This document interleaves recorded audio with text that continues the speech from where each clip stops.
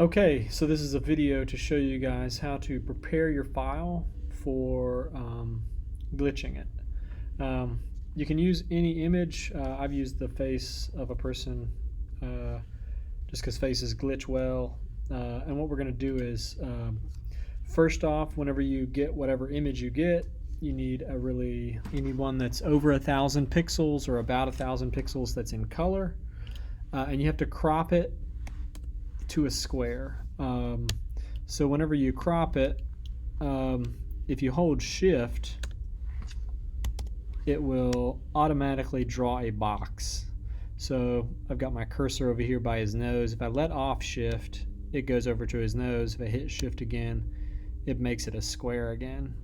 So that's how you crop to a square. You'll need to do that with both images. This one's already a square. But once you've sort of cropped a portion of the image that you want to use, you need to then go to the image size, and you need to look at the pixels, and you want it to be as close to 1,000 by 1,000. It can be a little bit over, it can be a little bit less, but it needs to be close to 1,000. Don't worry about the resolution. Okay, once you know this, it can be any number close to 1,000. Remember this number, because what you're going to do is you're going to immediately save your JPEG as the name of either the person or your name, and then the size of the file.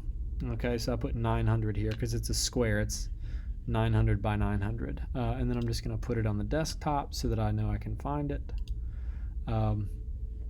And you'll do the same thing. You're going to find a slightly smaller image that's black and white. You'll do the same thing. I've already got one I'll show you on my desktop, but it'll be a black and white image that's less than 500 pixels.